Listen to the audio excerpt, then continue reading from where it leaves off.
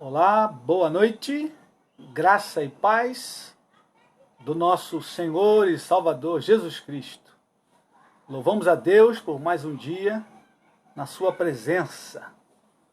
Hoje é um dia de alegria, mas também é um dia de lamento. Hoje perdemos a querida mãe do nosso companheiro pastor Leoni, mãe do Leoni, Dona Maria Edina, a qual estávamos orando durante todo esse tempo. Ela hoje partiu, não está mais entre nós. Então hoje também é um dia de reflexão, um dia de oração pelo querido pastor Leoni. Vamos pedir ao Senhor que fortaleça sua vida, sua família, seus irmãos, seus sobrinhos. A Bíblia diz: alegrai com os que se alegram e chorai com os que choram. E esse tempo de pandemia tem sido um tempo também de choro, né? Temos perdido diversos conhecidos, parentes, amigos. Então precisamos, pedindo ao Senhor que console os seus corações. Muito boa noite, muito bem-vindo. Boa noite, irmã Sandra. Boa noite, Eliane. Boa noite, Lucilene. Boa noite, Bel. Boa noite, Badu Ribeira. Boa noite, Janete. Boa noite, Luciene. Boa noite, Daniel e sua esposa Priscila. Sejam bem-vindos. Esse é o dia que o Senhor nos fez, mais um dia que estamos com vida, com saúde, e devemos então louvar a Deus e agradecer o Senhor. Vamos orar também pelos pedidos que têm chegado a nós. Hoje vamos orar pela irmã Lourdes. Sua filha Leila pediu oração agora há pouco no grupo. Ela está com enjoo, sentindo lá alguns sintomas que preocupam. Vamos orar também por Patrícia, amiga de faculdade da Leila, Patrícia e família. Não é a Patrícia, a esposa do Badu, mas sim uma amiga da Leila. A família inteira com Covid. Não estão internados, mas carecem de oração. Vamos continuar orando pelo Wilson, primo da Cíntia. Vamos orar pela Célia, continuar orando. Pela Alessandra, a missionária, e Júlia, sua filha. A Júlia sofreu um acidente lá no Uruguai. Também carece de nossas orações. Vamos continuar orando pelo seu Galdino, meu pai, e sua esposa Marilda, que também necessitam de oração. Ok? Então vamos orar, feche os seus olhos e vamos pedir ao Senhor que tenha compaixão e misericórdia dessas vidas. Pai querido, nós te adoramos nessa noite, bendizemos, Senhor, o teu nome, pela tua bondade, a tua graça, a tua fidelidade conosco. Tu és o guarda de Israel, tu és aquele que tem nos guardado, a tua boa mão tem nos protegido, Senhor. E por isso nós te adoramos e te bendizemos. Ó Pai, queremos rogar ao Senhor pela vida do Leoni, suas irmãs, seu irmão, toda a sua família, que nesta hora se encontram enlutados, com os corações tristes, Senhor, pela perda da sua querida mãe. Ó Espírito Santo, Consolador amado, guarda e consola o coração do Leoni, das suas irmãs, do seu irmão, suas sobrinhas, seu filho, sua esposa Andréia. Guarda, Senhor, toda a família. Consola pelo poder do Espírito Santo. Em nome de Jesus, Pai, guarda cada família, Senhor, que tem perdido um ente querido nesse tempo tão difícil. Rogamos ao Senhor que a tua boa mão se estenda sobre essas famílias, essas vidas. Ó Deus, rogamos pela família da Patrícia, colega da Leila, que toda a família, Senhor, se encontra contaminada. Que a tua boa mão, a mão de misericórdia, possa trazer cura àquelas vidas, meu Senhor. Tenha piedade e misericórdia. Visita, Senhor, a Célia no hospital, internada também bastante tempo. Que a mão do Senhor possa curá-la, possa trazê-la de volta ao seu lar, à sua família. Senhor, rogamos pelo Wilson também, infectado, hospitalizado. Tem compaixão, tem misericórdia. Coloca, Senhor, a tua mão de poder e de graça sobre a vida do Wilson. Ó Deus, tenha piedade, tenha misericórdia. Manifesta a tua bondade, tua fidelidade. Senhor amado, rogamos a ti, Senhor, pela vida do meu pai, seu Galdino, sua esposa Marilda. Toca, Senhor, naqueles anciãos. Restaura a saúde, concede ainda alguns anos de vida. Com saúde a eles, Pai, por tua bondade, graça e misericórdia, em nome de Jesus. Visita a nossa irmã Lourdes, Senhor, que hoje também não está bem, sentindo alguns sintomas. Senhor, guarda a tua serva Lourdes, cobre com teu poder e cura. E toca, Senhor, na tua serva, pelo poder do nome de Jesus. Ó Deus, visita os hospitais nesta hora. Milhares estão internados. Milhares, Senhor, estão entubados. Senhor, tenha piedade de nós. Tenha misericórdia do nosso país. Guarda, Senhor, os médicos, aqueles que estão na linha de frente. Orienta, dirige e protege cada um deles, Senhor. Em nome de Jesus. Ó Pai querido, toma em tuas mãos. Senhor, os governadores, manifesta a tua bondade, tua graça. Senhor, glorifica o teu santo nome, ó Pai, na vida do nosso país. Dirige o presidente da República, os ministros de Estado. Guarda, Senhor, o Senado Federal, o Congresso, o Supremo Tribunal Federal. Guarda os governadores de Estado. Guarda os prefeitos, Senhor. Deus amado, toma em tuas mãos a nossa nação. Tenha misericórdia do nosso país, Senhor. Dirige esta nação, nós clamamos a ti. Guarda a tua igreja nesta hora, Senhor. Aviva-nos pelo poder da tua palavra. Fala conosco essa noite. Ó Espírito Santo, abre o nosso entendimento nesta hora. Manifesta, Senhor, a tua bondade, a tua graça. Em nome do Senhor Jesus Cristo, nós te rogamos, Senhor, fica conosco. Fala o nosso coração pela tua palavra. Abre a nossa mente, Senhor, e dá-nos discernimento para a glória e para o louvor do teu nome, ó Pai. Em nome de Jesus. Amém e amém. Amém, queridos? Você que chegou durante a oração, muito bem-vindo. Deus te guarde, Deus te fortaleça. Deus manifeste o teu poder sobre a sua vida, sobre a minha vida, sobre as nossas vidas. Amém? Hoje, então, nós vamos a um novo tema. Esse tema diz o seguinte: as marcas de um verdadeiro cristão.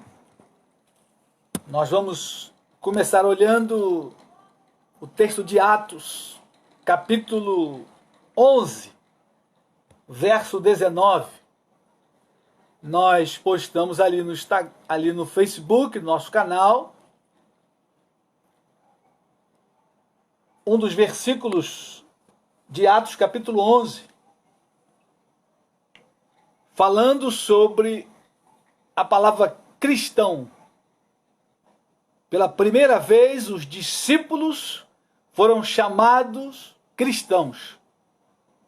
Atos capítulo 11 é o texto que nós vamos olhar, do versículo 19 ao 26. Você pode abrir aí a sua Bíblia. Se você tem a sua Bíblia, por favor, abra. Atos capítulo 11, verso 19. Querido, essa palavra cristão, ao longo dos anos, ela foi desfigurada. Embora essa palavra não seja a principal palavra para os seguidores de Jesus, nós vamos ver isso hoje. No Novo Testamento, a principal palavra para os seguidores de Cristo é a palavra discípulo. Mas a palavra cristão, ela vai surgir durante o Novo Testamento e exatamente nesse texto de Atos. Os discípulos foram chamados de cristãos pela primeira vez. Atos capítulo 11. Vamos ler todo o texto, então depois a gente vai discorrendo sobre esse tema. Eu escolhi esse tema porque hoje a palavra cristão está muito desgastada e a gente então precisa trabalhar um pouco essa palavra para resgatar o real sentido dela, o real valor da palavra cristão precisa ser resgatado. E também para que as pessoas possam distinguir entre um verdadeiro cristão e um falso cristão. Um verdadeiro crente e um falso crente. Isso se faz necessário nos nossos dias.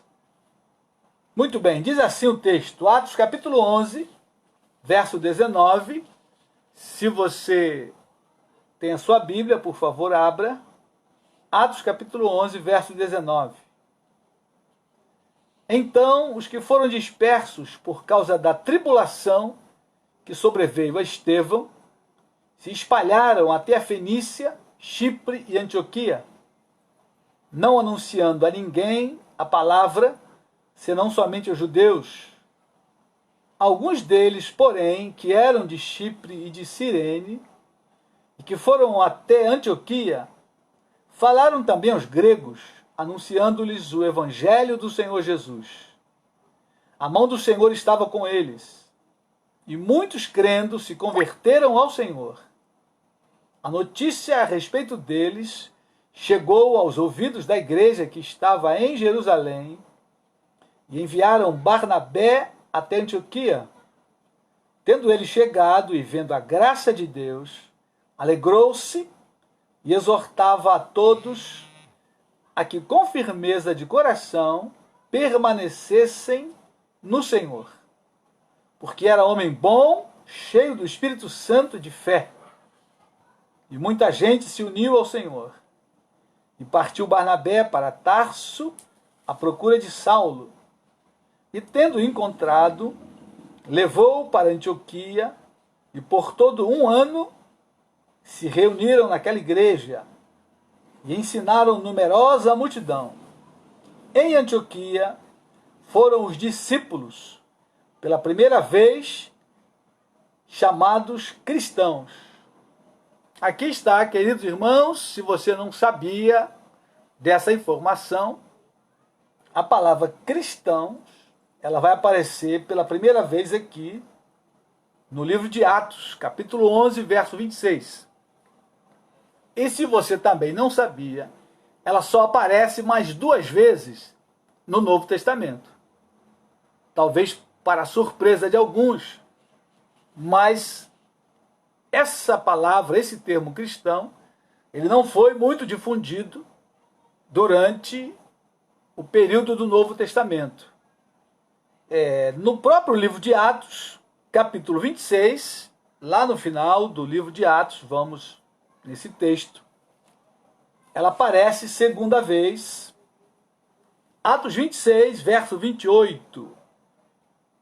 Paulo está pregando perante o rei Agripa e Festo.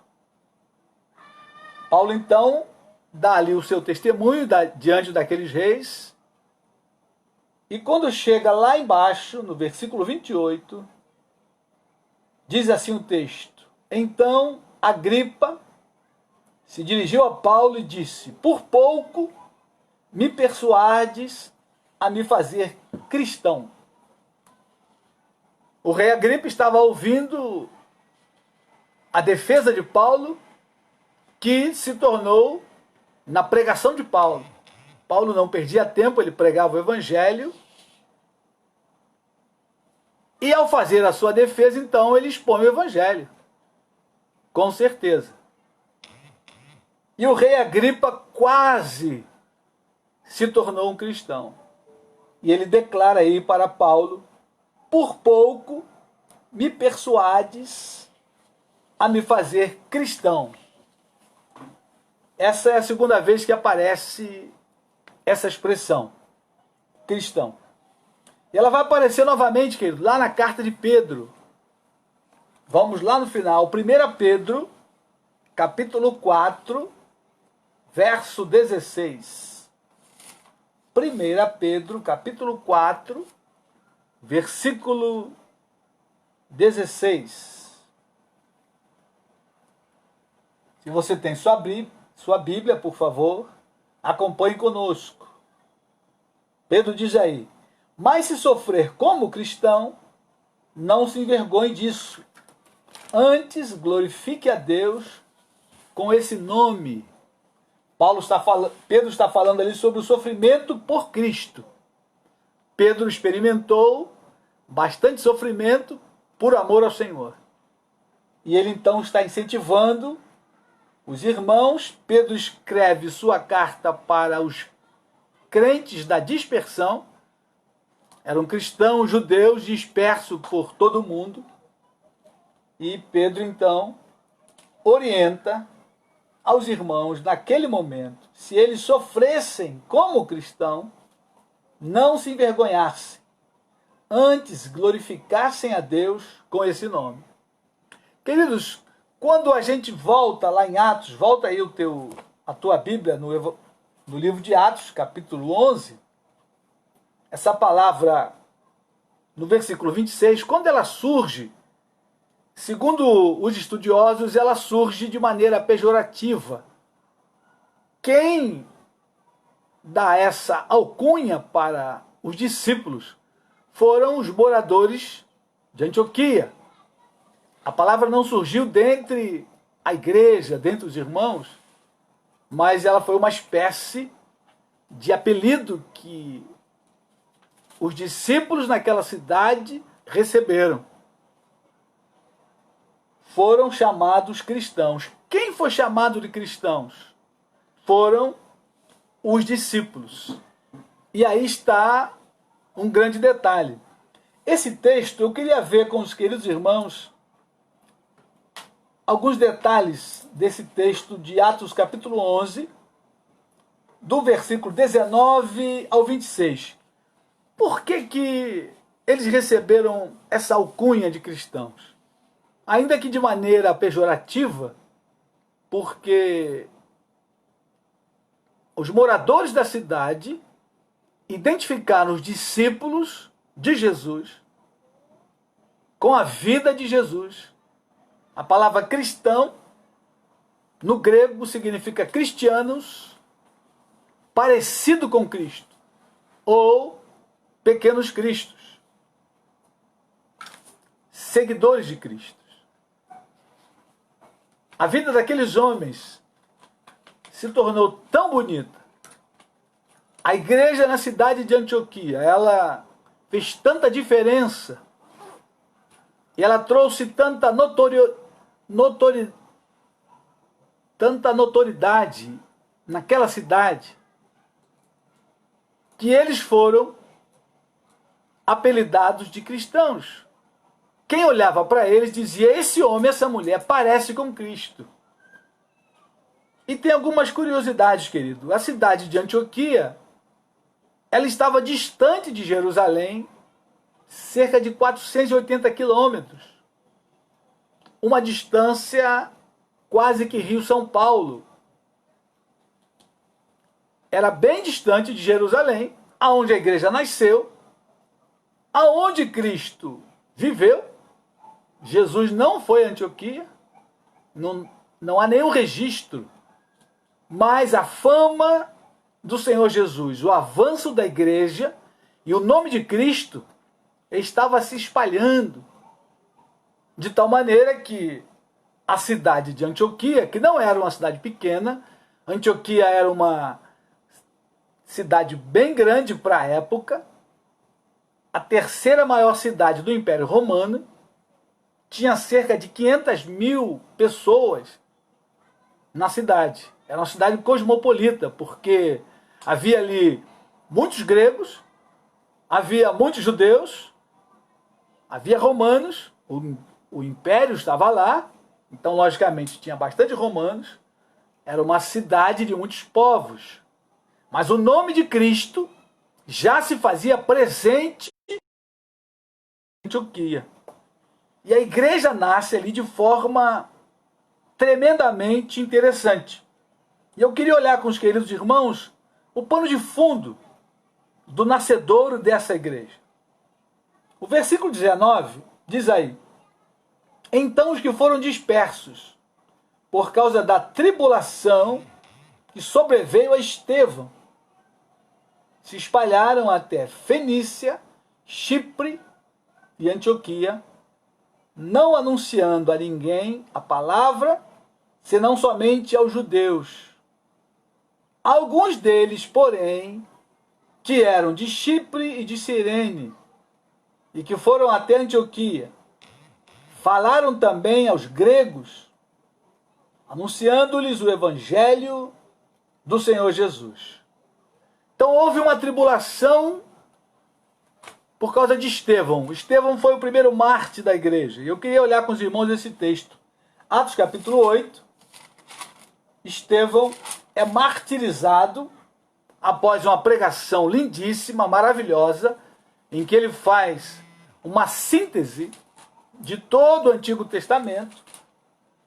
Durante o capítulo 7, nós temos ali o sermão de Estevão, e no final do capítulo 7, a morte de Estevão.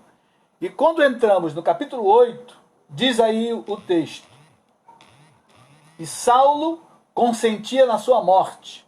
Atos capítulo 8, verso 1. Naquele dia levantou-se grande perseguição contra a igreja em Jerusalém.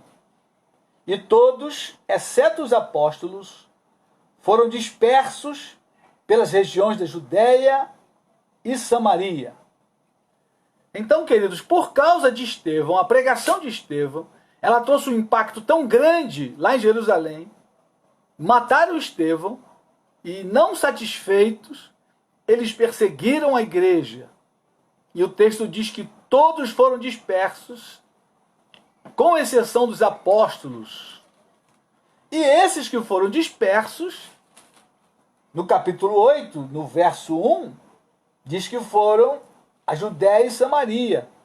Mas lá no capítulo 11 diz que eles chegaram também em Antioquia. Os cristãos foram andando, foram fugindo da perseguição e com isso foram espalhando o evangelho. Então, queridos irmãos, nós temos aí uma santa perseguição. Deus permitiu a morte de Estevão. A vida e a morte está nas mãos de Deus. E Deus permite que Estevão seja martirizado. Deus permite esta perseguição. Então Deus, com isso, ele espalha a igreja. Ele avança com o evangelho, levando a igreja para fora de Jerusalém. A igreja estava enclausulada em Jerusalém. Ali estava muito bom, estavam os apóstolos. Ali havia sinais, milagres.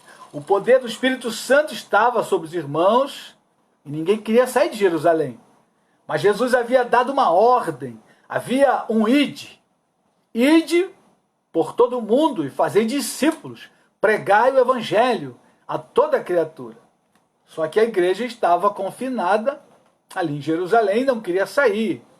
Então, queridos, Deus permite essa perseguição para que a igreja então avançasse, saísse fora dos muros de Jerusalém, saísse fora dos muros da cidade e fosse então a outros povos, os povos não alcançados.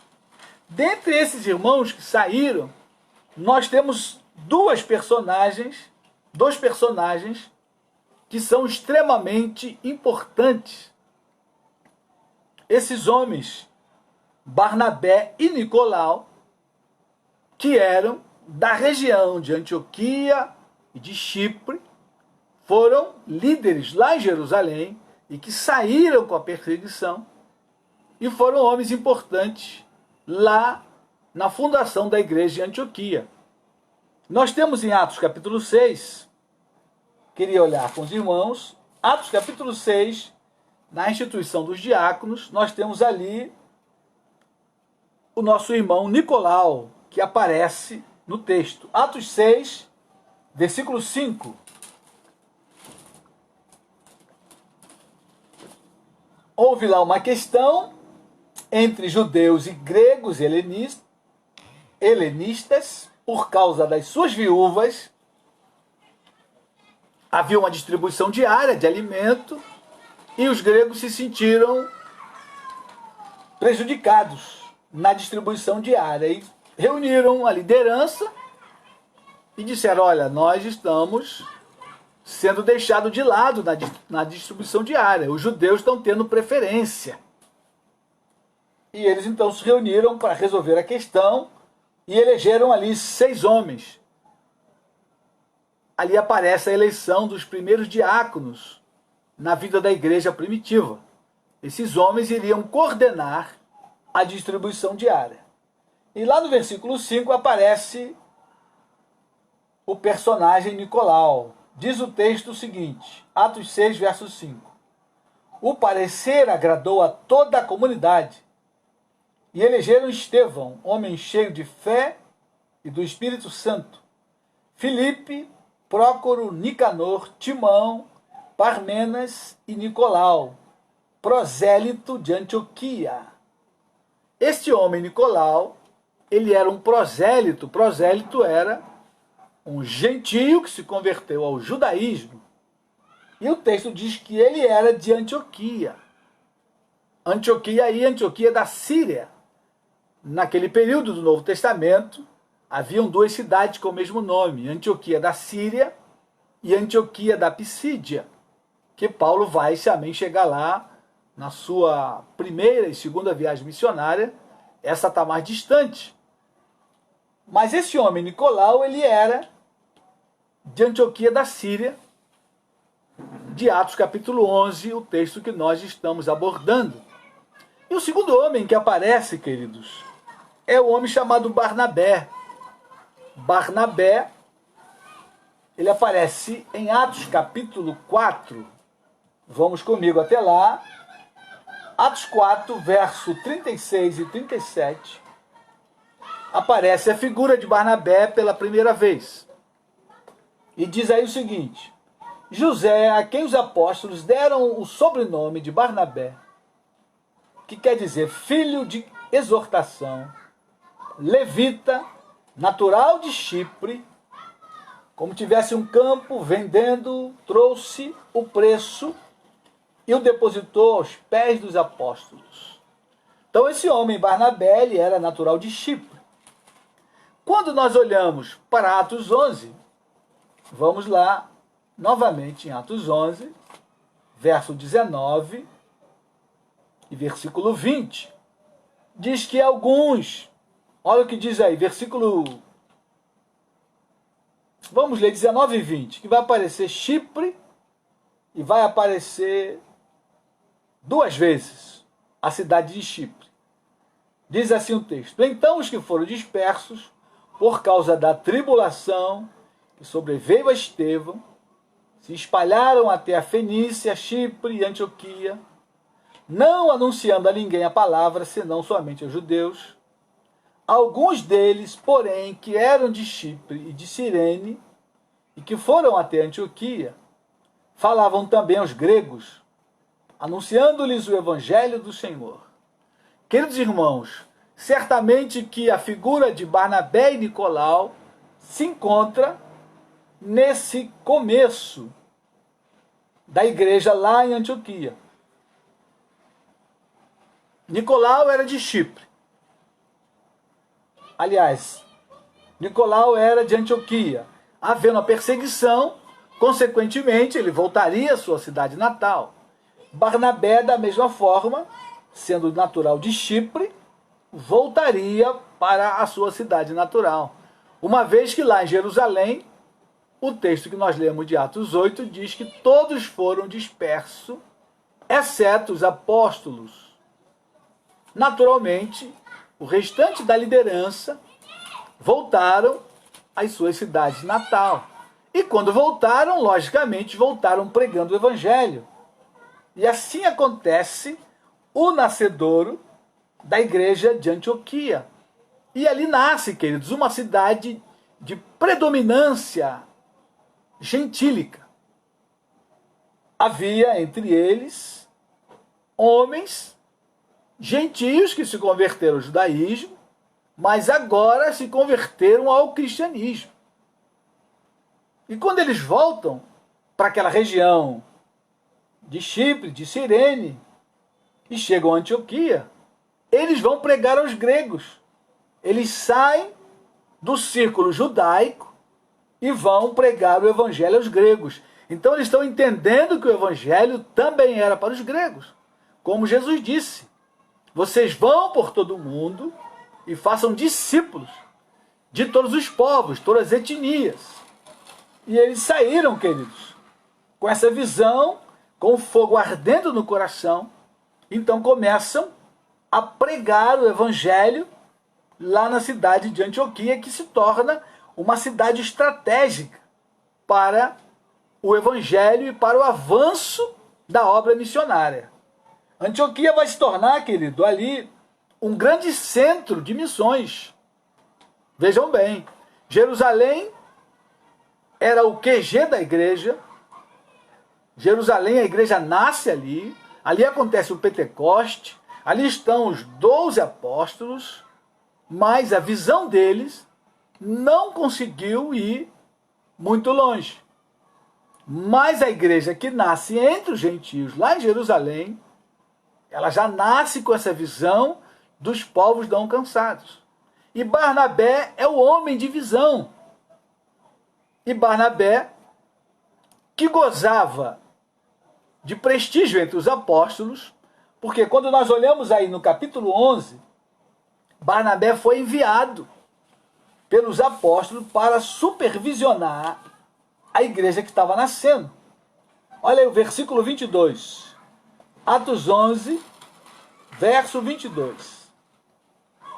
A notícia a respeito deles chegou aos ouvidos da igreja que estava em Jerusalém e enviaram Barnabé a...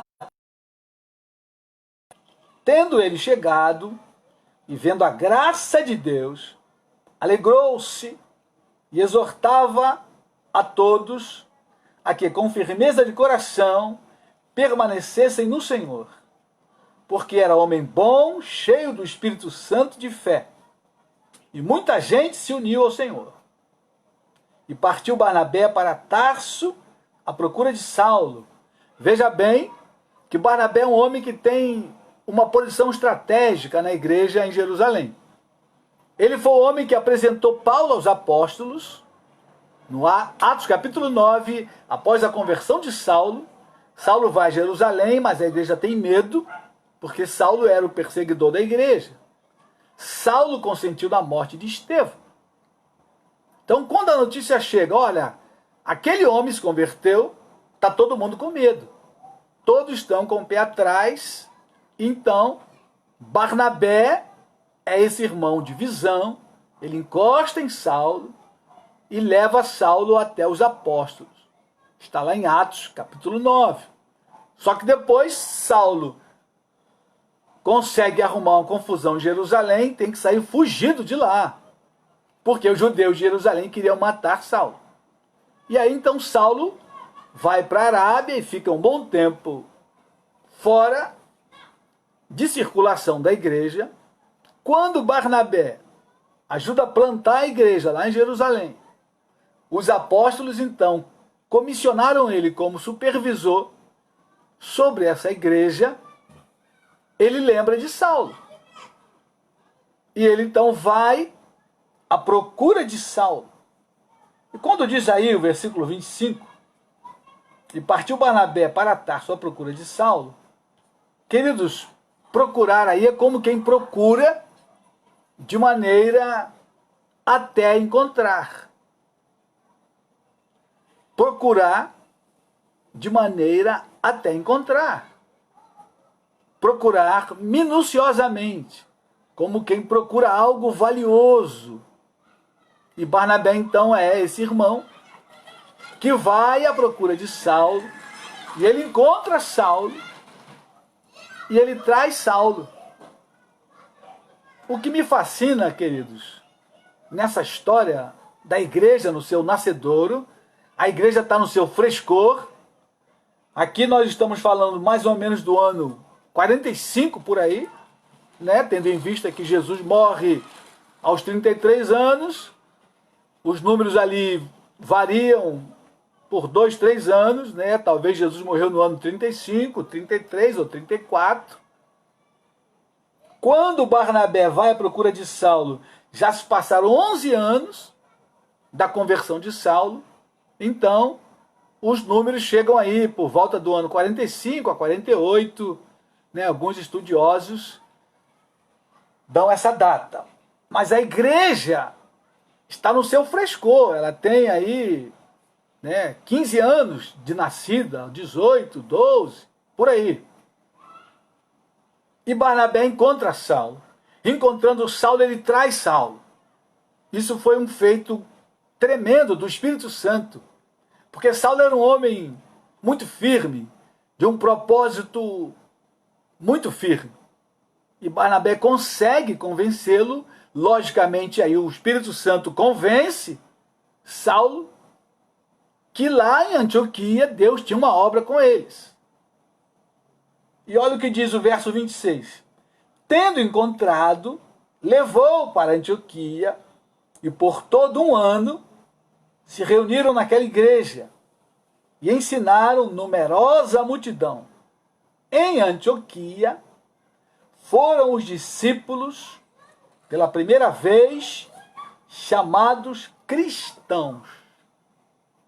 Eu queria exatamente, querido, focar nesse ponto. Quem foi chamado de cristãos? Foram os discípulos. Então nós temos aí a primeira marca de um verdadeiro cristão. O tema é as marcas de um verdadeiro cristão. Quem é um verdadeiro cristão? Primeira marca, é um discípulo do Senhor Jesus Cristo. Se ele não for um discípulo de Jesus Cristo, ele não é um cristão verdadeiro. Porque quando a palavra nasce, no seu nascedouro, ela já está se referindo a um discípulo de Cristo Jesus. Alguém que é parecido com Jesus. Alguém que segue a Jesus. Quem é um discípulo? Discípulo é um aprendiz. É um aluno. Um aluno não na concepção de hoje, mas é um aluno na concepção antiga, lá do Novo Testamento, que era um seguidor do mestre. O aluno daquela época não ia para uma classe, uma sala de aula, ficava ali 4 horinhas e ia embora, não.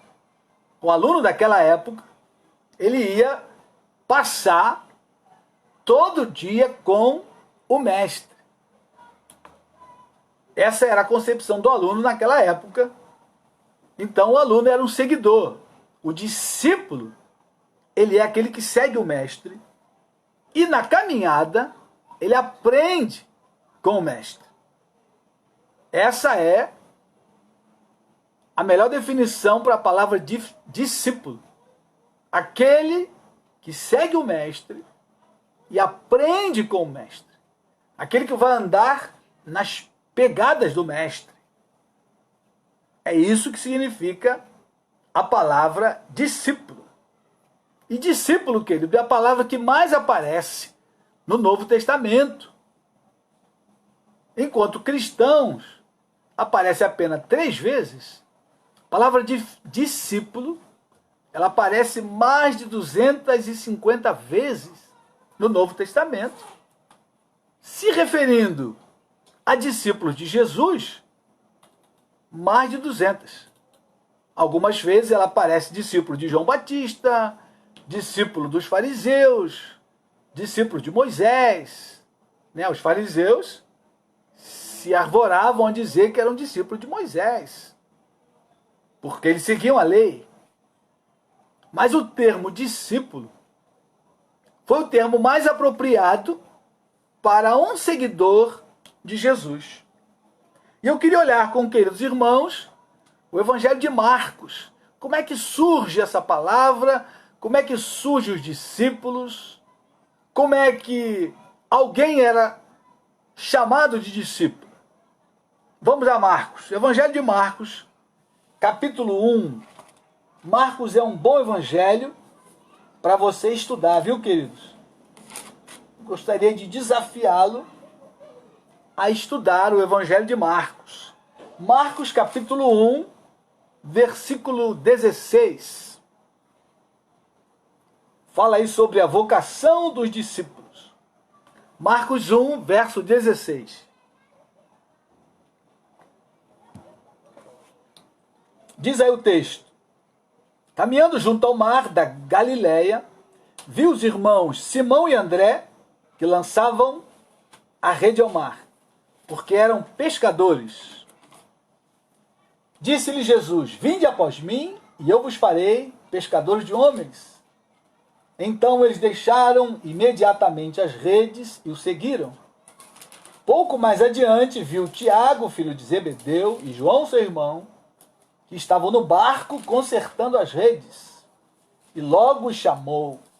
Deixando eles no barco a seu pai Zebedeu, com os empregados, seguiram após Jesus. Muito bem, queridos, o texto revela algumas coisas muito importantes. Primeira coisa que o texto revela é que naquele momento, naquelas circunstâncias, para alguém ser um discípulo, ele precisava ser chamado, convidado. O texto diz aí: Jesus disse: vinde após mim, e eu vos farei pescadores de homens. Então Jesus convida aqueles homens para segui-lo, andar após eles. Perceba o chamado do discípulo: vinde após mim, e eu vos farei pescadores de homens. Então Jesus chamou aqueles homens para segui-lo. Não era apenas para ter uma aula, mas era para viver com ele, para aprender com Jesus no dia a dia. E aí, querido, nós temos duas palavras-chave aí. Duas palavras-chave. Se você quiser ser um discípulo, um cristão verdadeiro, essas duas palavras precisam entrar na tua vida, no teu coração. E as duas palavras, elas se referem à resposta que os discípulos deram a Jesus. Jesus convidou. Eles podiam dizer não, eles podiam rejeitar. Mas veja a resposta dele. Versículo 18 e versículo 20 mostra as duas respostas. Versículo 18 diz aí: então eles deixaram imediatamente as redes e o seguiram. Versículo 20: e logo os chamou, deixando eles no barco a seu pai Zebedeu, com os empregados, seguiram após Jesus. As duas palavras-chave: deixaram e seguiram. Percebe? Deixaram imediatamente as redes. Deixaram o que estavam fazendo. Deixaram a empresa. Eles tinham uma empresa. Havia ali uma sociedade. O versículo 20 diz que João e Tiago deixaram no barco com Zebedeu, seu pai, e os empregados, e seguiram a Jesus. Então, querido, no chamado para ser discípulo, de cara, já tem essas duas implicações. Você precisa deixar alguma coisa, ou você vai deixar muitas coisas, ou você vai deixar tudo para trás e vai seguir a Jesus. Por isso que a gente precisa trabalhar essa questão O cristão verdadeiro, essa é a primeira característica, essa é a primeira marca de um cristão verdadeiro. Ele é um discípulo. E aí você pergunta, então quem é um discípulo? O que é um discípulo? O discípulo é aquele que deixa tudo e segue a Jesus. Talvez você coce a cabeça, mas é tudo isso? Eu preciso fazer tudo isso? Simplesmente isso. O discípulo, ele é um seguidor do mestre. Assim como o cristão é um seguidor de Cristo. O discípulo de Jesus é um seguidor de Jesus. E não há outra forma, não há outra colocação, não há outra explicação, queridos. Se você deseja ser um verdadeiro cristão, se você deseja ser um discípulo de Cristo, você precisa se enquadrar nessas duas palavras, deixar e seguir. Certamente você vai ter que deixar alguma coisa para seguir a Jesus. Vamos seguir no Evangelho de Marcos. No capítulo 2, mais adiante, Jesus chama mais uma pessoa. E essa pessoa é Levi. Levi é o mesmo Mateus, colhedor de impostos. Marcos 2, verso 13 ao versículo 18. Nesse texto, nós temos ali a vocação de Levi e temos também o reconhecimento daqueles homens como discípulos de Jesus. A expressão discípulos começa a aparecer na vida deles, relacionados à pessoa de Jesus Cristo. Nós vamos ver o texto, Marcos capítulo 2, versos de 13 a 18. Diz aí o texto: De novo saiu Jesus para junto do mar, e toda a multidão vinha ao seu encontro, e ele os ensinava. Quando ia passando, viu a Levi, filho de Alfeu, sentado na coletoria, e disse-lhe: Segue-me. Ele se levantou e o seguiu. Olha aí, queridos, mais um que está trabalhando. Os discípulos não eram vagabundos, não eram à toa, tinham profissão e estavam trabalhando. Os 4 primeiros eram pescadores, Pedro e André, seu irmão, Tiago e João também eram irmãos. E agora o 5º discípulo, ele é Mateus, ou Levi, que era um coletor de impostos. E ele estava na coletoria. Ele estava no ato do trabalho. Jesus passa por ele e chama: Segue-me. O que ele fez? Ele levantou e o seguiu. Ou seja, deixou o trabalho e seguiu a Jesus. As duas palavras se cumpriram: deixar e seguir. Se você quer ser um discípulo de Cristo, saiba disso. Você precisa deixar algumas coisas e seguir a Jesus. Continuando o texto, versículo 15. Achando-se Jesus à mesa, na casa de Levi, estavam juntamente com ele e com seus discípulos muitos publicanos e pecadores, porque estes eram em grande número, e também o seguiam. Os escribas dos fariseus, vendo-o comer em companhia dos pecadores e publicanos, perguntavam aos discípulos dele: Por que come e bebe ele com os publicanos e pecadores? Tendo Jesus ouvido isto, respondeu-lhes: Os sãos não precisam de médico, e sim os doentes. Não vim chamar justos, e sim pecadores. Verso 18. Ora, os discípulos de João e os fariseus estavam jejuando. Vieram alguns e lhe perguntaram: Por que motivo jejuam os discípulos de João e os dos fariseus, mas os teus discípulos não jejuam. Percebam, queridos, que aqui aparece a palavra discípulo 3 vezes. E as 3 vezes se referindo ao discípulo de Jesus. Uma vez ao discípulo de João, outra vez aos discípulos dos fariseus. Mas percebam que aqueles 5 homens, pelo menos os 5 já estão aqui em cena, eles são reconhecidos como discípulos de Jesus. Por que razão? Porque eles estão seguindo a Jesus. Eles estão junto com Jesus. Jesus estava ali falando à multidão, foi para a casa dos fariseus, comeu com eles. Eles estão juntos.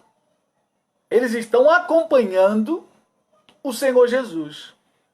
Então aqui, a palavra discípulo, ela começa a ser agregada à vida daqueles homens. Mas por uma razão lógica, por um motivo lógico. Aqueles homens estão andando com Jesus. Receberam o desafio e aceitaram o desafio de caminhar com Jesus. Por isso, eles são chamados discípulos. Amém, queridos? Se você quer ser um discípulo de Jesus, saiba que você vai ter que deixar algumas coisas e seguir a Jesus. Seguir a Jesus de perto, nos seus feitos, nas suas obras, nos seus princípios e mandamentos. Vamos caminhar ainda no Evangelho de Marcos. Vamos então a Marcos, capítulo 8. Marcos, capítulo 8, verso 34. Um dos grandes problemas na igreja hoje, contemporânea, que as pessoas querem ser chamadas de cristãos, mas não querem seguir a Jesus. Querem ser chamados de discípulos, mas não querem andar a Jesus, nem querem deixar nada. Querem continuar como estão, mas querem o nome de discípulo. Querem o status de discípulo. E querem, lógico, a recompensa do reino dos céus e os benefícios que os seguidores de Jesus têm aqui na terra também. Só, queridos irmãos, que não há como você ser um cristão verdadeiro, um seguidor de Jesus, um discípulo de Cristo, e continuar com a sua mesma vidinha. É incompatível. Não há como conciliar as duas coisas.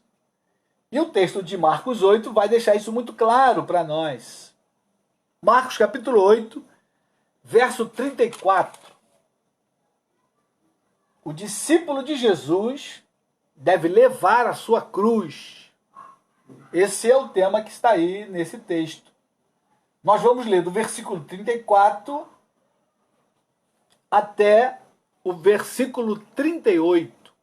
Marcos, capítulo 8, verso 38. Você vai poder perceber que se você quiser ser um discípulo de Jesus, um cristão verdadeiro, você vai ter que deixar muitas coisas. Diz aí o texto.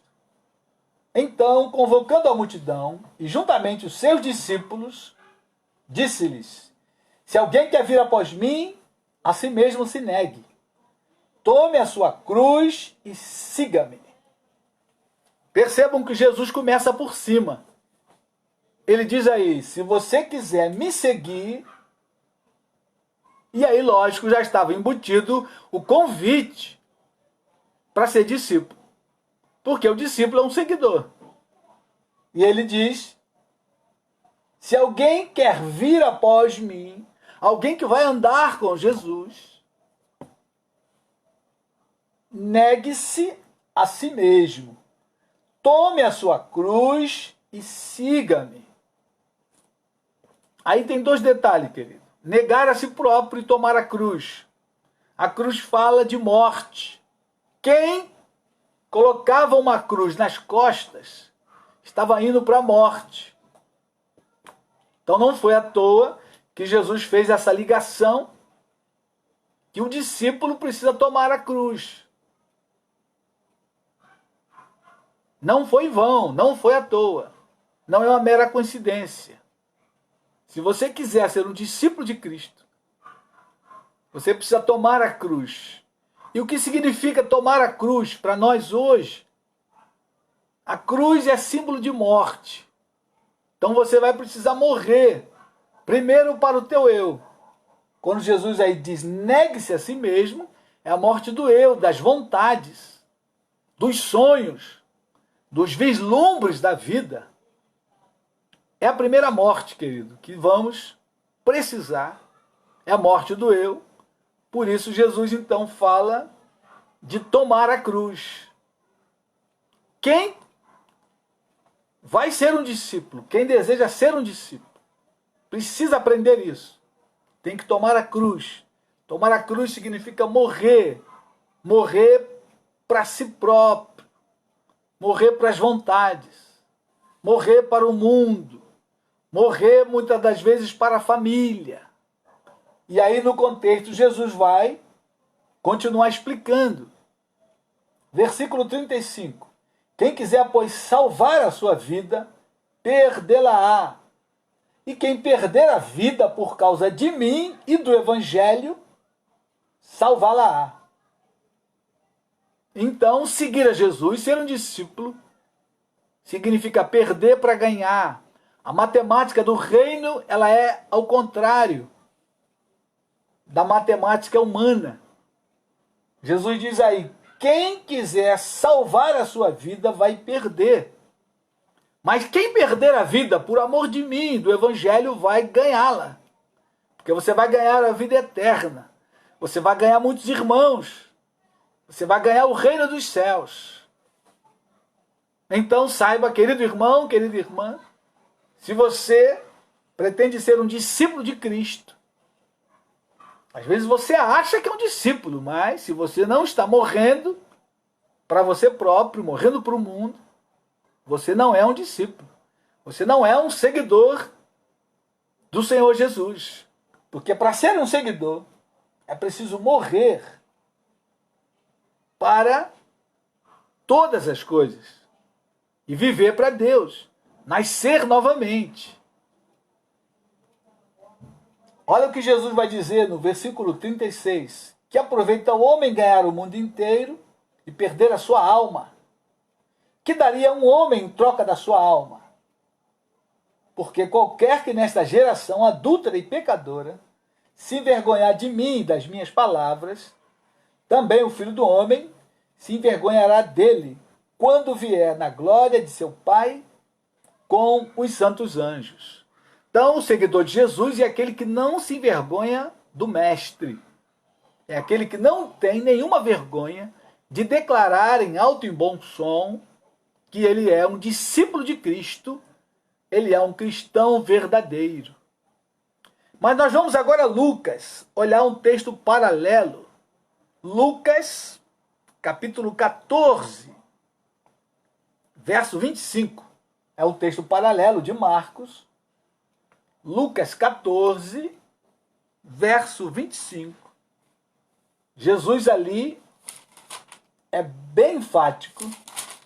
Lucas, o médico amado, ele coloca esse texto de maneira bem enfática. Não há como eu e você conseguir um jeitinho brasileiro. Querido irmão, querida irmã, preste atenção nisso. No Evangelho, não há o jeitinho brasileiro. Vejamos o que diz aí, Lucas 14, verso 25. Grandes multidões o acompanhavam. E ele, voltando-se, lhes disse: se alguém vem a mim e não aborrece a seu pai e mãe, e mulher e filhos, irmãos e irmãs, e ainda a sua própria vida, não pode ser meu discípulo. Veja, querido, Jesus não deixa ninguém enganado. Jesus é muito claro nas suas colocações. Se alguém vem a mim ir a Jesus, no sentido completo da palavra, ir para a salvação, ir para segui-lo, ir para receber o reino dos céus. Se alguém vem a mim e não aborrece a seu pai e mãe, a mulher e filhos, irmãos e irmãs, e ainda a sua própria vida, não pode ser meu discípulo. Porque o discípulo, querido, ele vai automaticamente aborrecer a sua família. Porque ele vai mudar de vida completamente, ele vai mudar de projeto de vida, e isso muitas das vezes vai trazer aborrecimento à família. Por exemplo, o pai que sonha com o filho fazer medicina e ser um médico famoso. E aquele jovem, então, ouve o chamado de Cristo e segue. E aí, Cristo vem àquele jovem e diz, você vai ser um missionário. E o jovem aceita o desafio da obra missionária transcultural. O pai vai ficar desesperado, o pai não vai gostar da ideia do filho trocar o sonho da medicina para ser um missionário. Então, queridos irmãos, isso é aborrecer a família. Não é que você, como discípulo, vai brigar com sua família. Não é isso que o texto quer dizer. É que o fato de você seguir a Cristo de perto vai trazer aborrecimento aos familiares, aqueles que estão perto de você, que, porventura, não estiverem seguindo a Cristo de perto. Vai trazer aborrecimento. E Jesus diz, aquele que não aborrecer aos familiares e a sua própria vida, não pode ser meu discípulo. E qualquer que não tomar a cruz e vier após mim, não pode ser meu discípulo. Jesus é muito claro. Se você não tiver disposição para morrer para você próprio, tomar a cruz significa morrer para você próprio, morrer para o mundo, morrer para as coisas do mundo. Você não pode ser um discípulo de Jesus. O texto é muito claro. Vamos agora ao versículo 33. Olha o que diz aí. Assim, pois, todo aquele que dentre vós não renuncia a tudo quanto tem, não pode ser meu discípulo. Jesus aqui então faz um arremate. Ali ele dá alguns exemplos, né? Família, vida pessoal, cruz.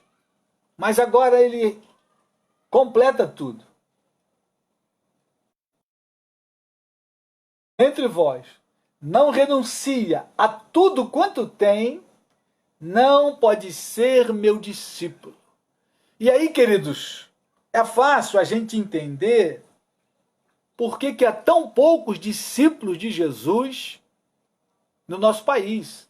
Há tão poucos cristãos verdadeiros na nossa nação. Muitas das vezes nós afirmamos que dessa grande igreja que está por aí espalhada, provavelmente nós temos 10% de discípulos de Jesus, de cristãos verdadeiros, de pessoas que têm a marca da cruz, que tomaram a cruz e estão seguindo o Mestre. Não há de se espantar, porque Jesus exige total renúncia. A tua vida como um todo, a tua vida toda completa. Não há outra forma de eu e você sermos um discípulo verdadeiro, um seguidor de Cristo Jesus. Amém, queridos? Hoje nós vamos ficar por aqui. E se Deus quiser, Jesus não voltar, no domingo nós vamos seguir com esse tema, olhando as marcas de um verdadeiro cristão. A primeira marca de um cristão verdadeiro é que ele é um discípulo de Cristo. E saiba você que o discípulo de Cristo é aquele que segue ao Senhor Jesus de perto. Hoje ele não está em carne entre nós, mas ele deixou a sua palavra, os mandamentos, princípios, para que nós possamos segui-lo de perto. Seguir a Jesus de perto é preciso ler a palavra, estudar a palavra e viver orientado pela palavra. Quem começa no Evangelho, quem chega, precisa de um discipulador, de um mestre, que vai orientar esse cristão novo nas pegadas de Jesus Cristo. E por isso, queridos, muita gente foge do discipulado. Porque o discipulador vai ensinar as pegadas de Jesus, porque ele também está seguindo as pegadas de Jesus. E muitas das vezes o caminho se torna apertado, estreito. Embora o próprio Senhor Jesus disse: os meus mandamentos não são pesados. Porque se você comparar a vida com Cristo e a vida sem Cristo, a conclusão que você vai chegar é que, de fato, os mandamentos do Senhor não são pesados. Desde que você decida no seu coração entregar a tua vida inteira, completa, nas mãos do Senhor Jesus. E deixar que Ele, então, dirija a sua vida, que Ele guie seus passos, que Ele leve você aonde Ele desejar. Jesus disse lá em João, no seu Evangelho, eu queria terminar com esse texto. Vamos a João, Evangelho de João.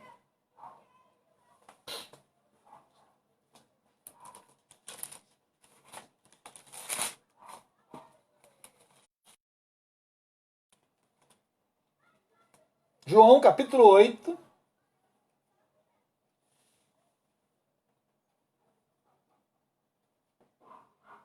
Versículo 31. João 8, verso 31.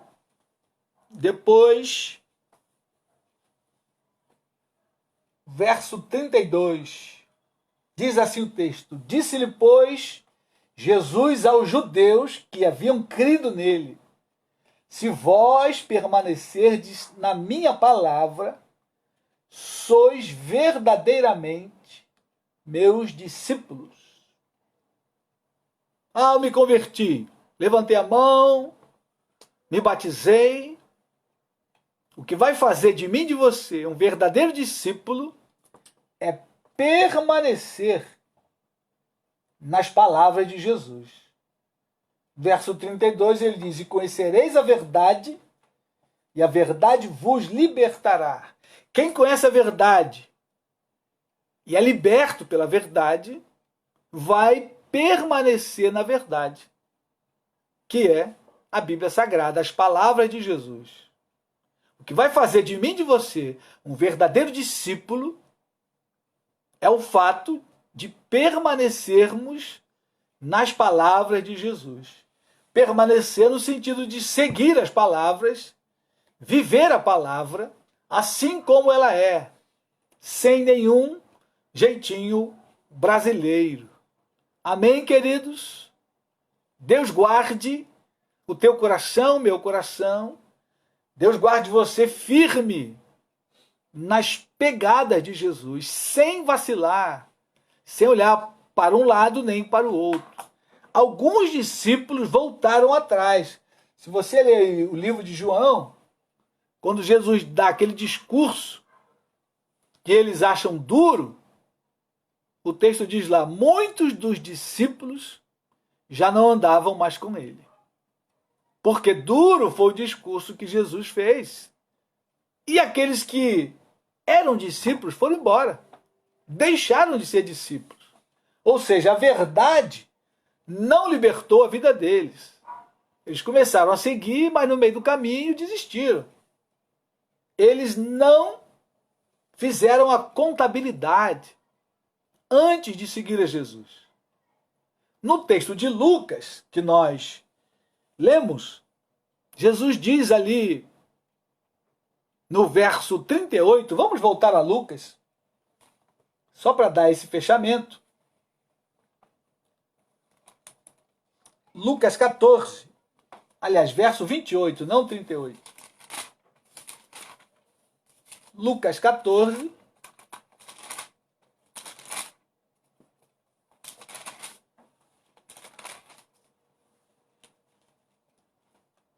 Olha o que diz Jesus aí, no verso 28.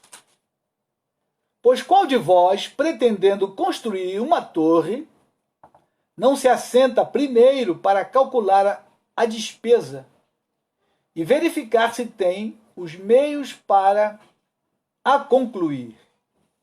O que Jesus quer dizer com isso? Você precisa calcular o preço que é seguir a Jesus. Jesus fala de segui-lo, de ser discípulo, de repente ele vai falar da construção de uma torre. Mas Jesus está fazendo uma analogia.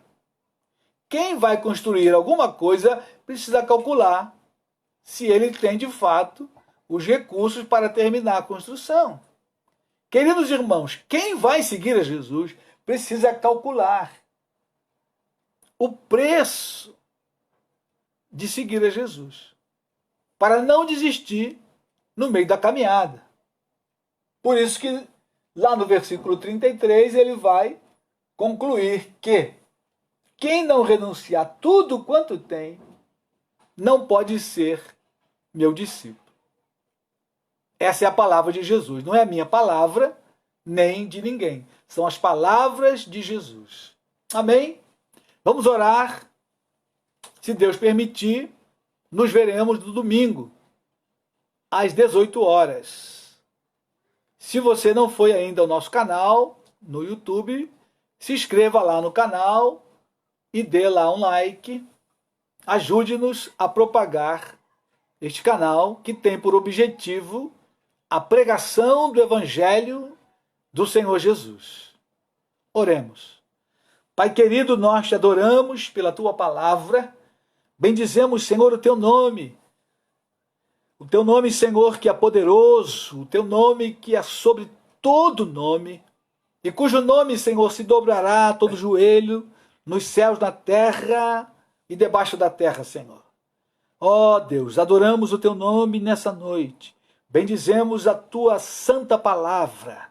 Ó Deus, permita que a tua palavra traga impacto ao nosso coração, que ela cause mudança no nosso caminhar, no nosso andar, para o louvor da tua glória, para o louvor do teu nome, Senhor.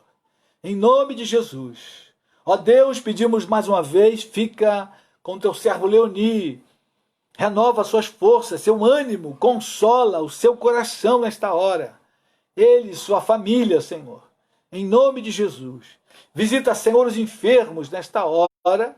Pedimos cura aos enfermos, manifestando ali a tua bondade e a tua graça, para o louvor da tua glória.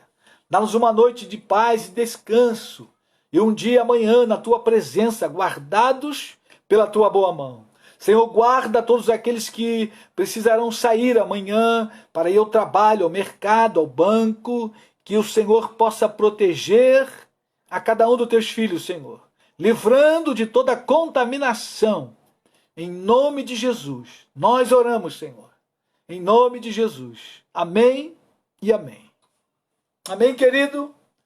Deus te guarde, Deus te fortaleça, Deus te proteja. E se Deus permitir e Jesus não voltar, domingo estaremos juntos às 18 horas. Um forte abraço, um beijo no coração.